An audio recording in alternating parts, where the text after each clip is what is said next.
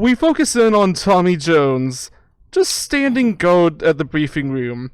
He looks over at Jason Bills.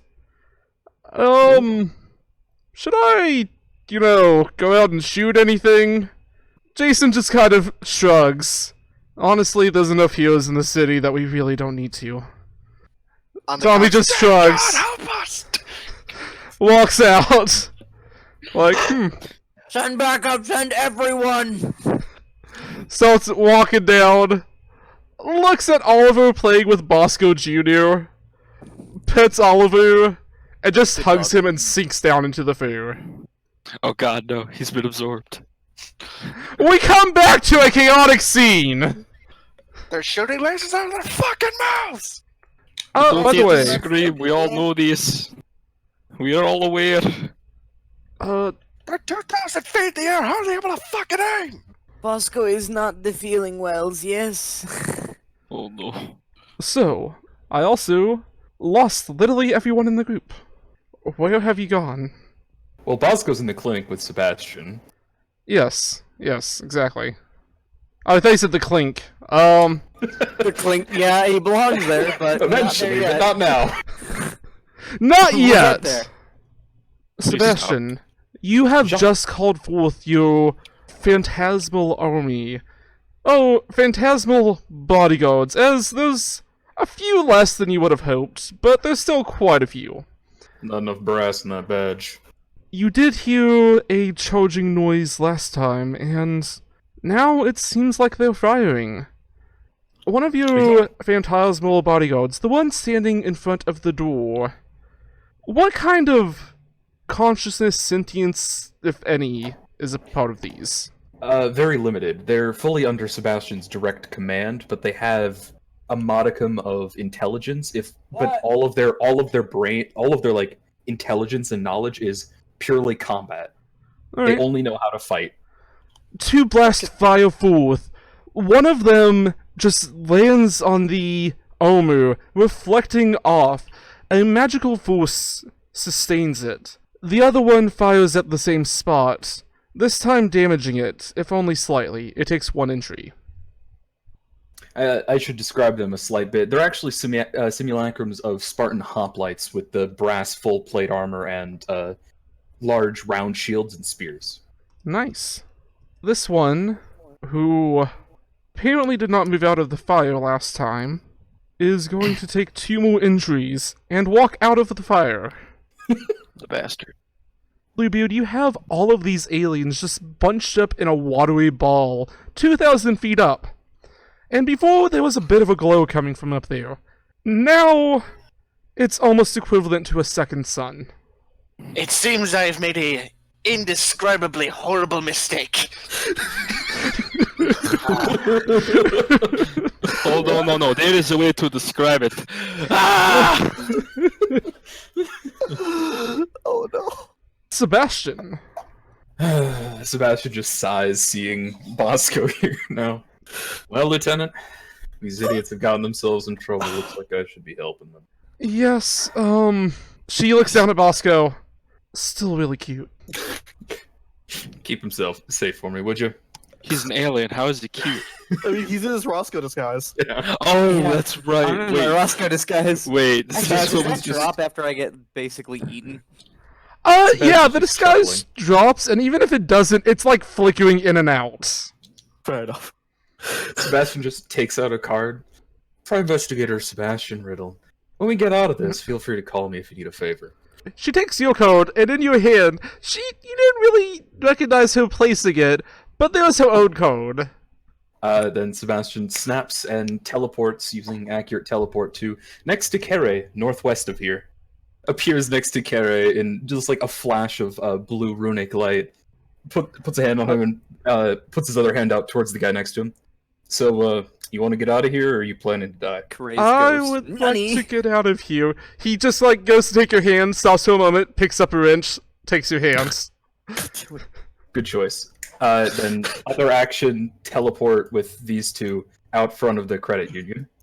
So, Sebastian, you come from the ether, and just like this woman who had her gun trained and firing on these aliens. You can tell that she's police officer kind of style, short haircut so that way people can't like grab it, and her entire attire is just practical.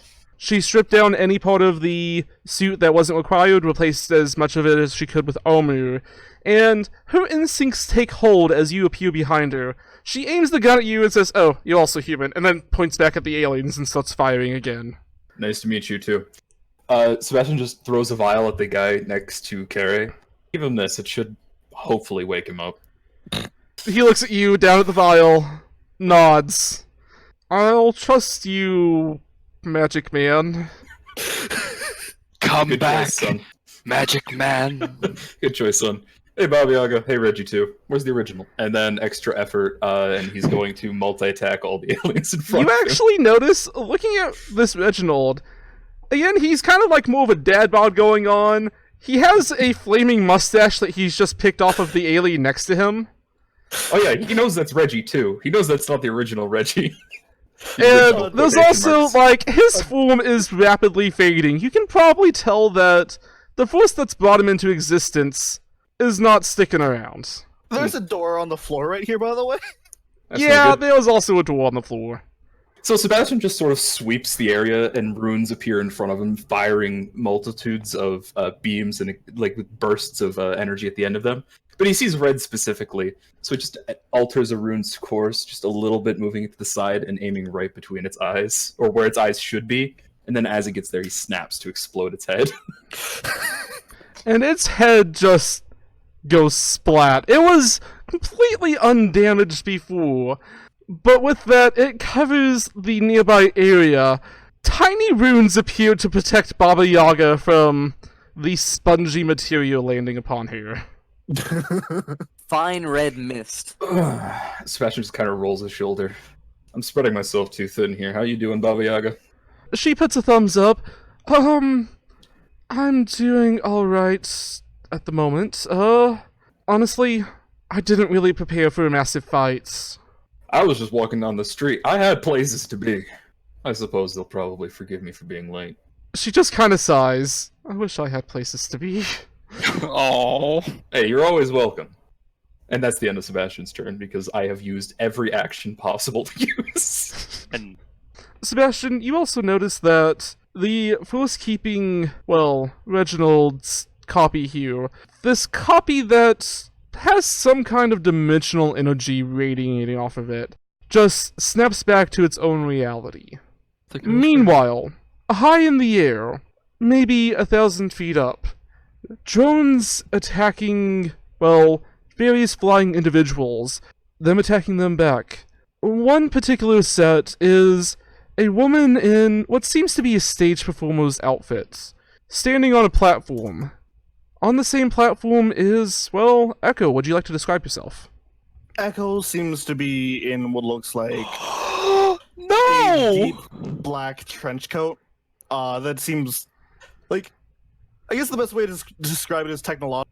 They have a sort of metallic helmet upon them with like bright lights that likely function as eyes of some sort, though there's no like obvious indication of their sight.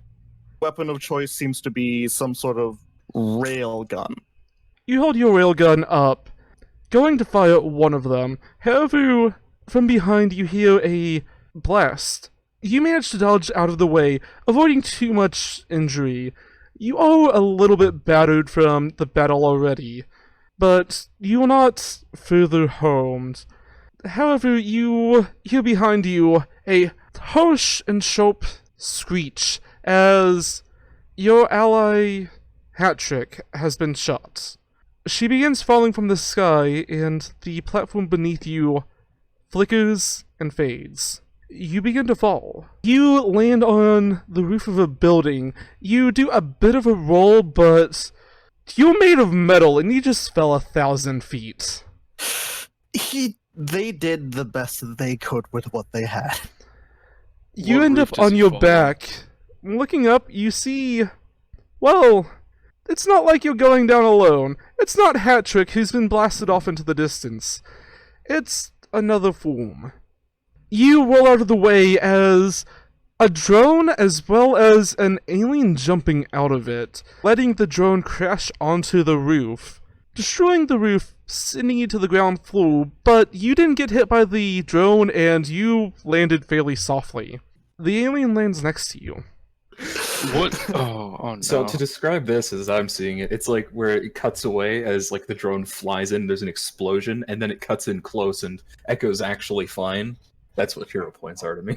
Yes. Wide shots Like, that look bad. It just like, that was just like a cliffhanger at the end of an episode, and just, the next episode he's just standing there fine despite the fact he should have probably died from a drone crashing into him.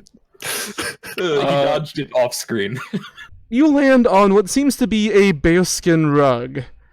There is an old man behind a desk, with a rather tall hat and robes, with a really long beard, just feet up on the desk, reading a book. He looks to you, looks to the alien, waves, goes back to the book. Apologies for the disturbance. It's And, fine, just, youngsters these days having epic fights with aliens and stuff. Back in my day, we just fought some demons and some... As he's talking, Echo's gonna empty a round to the creature in front of them. A hole is blown throughout it. And with that, the Phantom Army. Yeah, so the Phantom Army, moving in pairs, surround the closest Ailamaus and begin stabbing with spear strikes. Ailamo. The first spear stabs deep. Arcane energies ripple across the form, some of it just simply sloshing off. The second one, however, the alien's hand just melds with that of the spear as your soldier hits it, but not quite damaging it.